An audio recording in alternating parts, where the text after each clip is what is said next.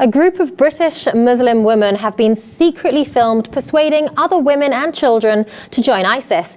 Now, this was revealed in a 12-month undercover investigation in the UK, which is due to air on Channel 4. And we're seeing the women describing the fighters as seeing paradise as they look down the barrel of a gun and stating that the world is his oyster. The women have been identified after their pro-ISIS activity on social media. They were caught on camera lecturing other women against Western values, declaring them anti-Islamic, urging women to join ISIS in Syria, and using racially abusive language, describing, for example, filthy Jews and Israelis. Now, this was a 12-month investigation. It was a journalist who managed to get into these lectures. We're told that they were 2-hour lectures given across London to large groups of women and children. Over the course of months, the documentarian gained closer and closer access to really see how these women were recruiting and persuading young girls even on this large scale. So we knew this was going on. We knew that recruiting of women, of girls, and obviously men as well was going on online. But to see it happening in lecture theatres across London on such a large scale, on the ground, in person,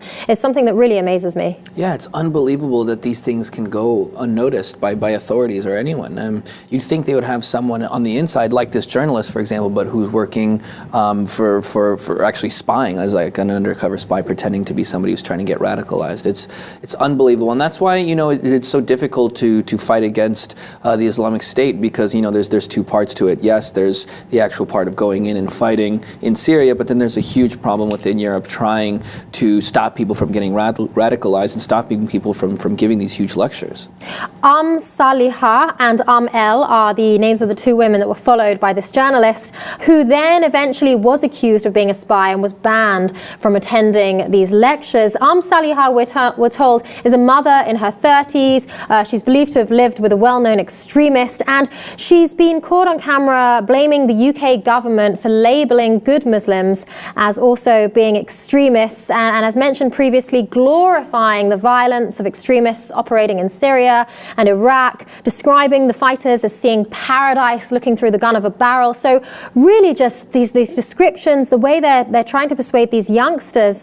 Here's a quote from Saliha. She talks first of all about it being a fight against Muslims and Islam. She says that it's a rejection of democracy and the rule of law, and she goes on to say it's not the first time that the alliance has been formed like they have now with this coalition against the Caliphate, but Allah, one by one, he will destroy them. And she goes on to talk about in this video how more and more people are becoming radicalized. We know in total there are at least 20,000 members of ISIS who have come from abroad to the Islamic State, and 700 at least have come from Great Britain.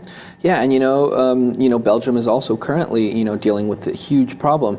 And it really stems back to inequality and poverty and a lot of different things. You usually see people being radicalized in neighborhoods where there aren't a lot of jobs, where they're really struggling with their lives. So I think a lot of different aspects come into play when we're talking about tackling these kinds of issues. Well, I will add that a lot of this filming took place before the attacks in Paris, but one counter-terrorism expert from the Henry Jackson Society, Hannah Stewart, she had a very good point about the worrying nature of targeting young children, young girls in this way. Here's what she said. She said, what these children are being taught to believe about their own state versus one of the most brutal terrorist organizations is particularly worrying. And it really is, because you can teach children anything and they will believe it. They will be taught in this way to believe anything you really take to them. And so here's a situation where you have two women that have been caught on camera giving multiple lectures to large numbers of women and children across the UK. And it must be curiosity that brings people to go to these lectures, to wonder what is the draw of a group like ISIS? Why are so many people being recruited? And out of pure curiosity, children, youngsters are attending these lectures and getting drawn in further to joining the Islamic State.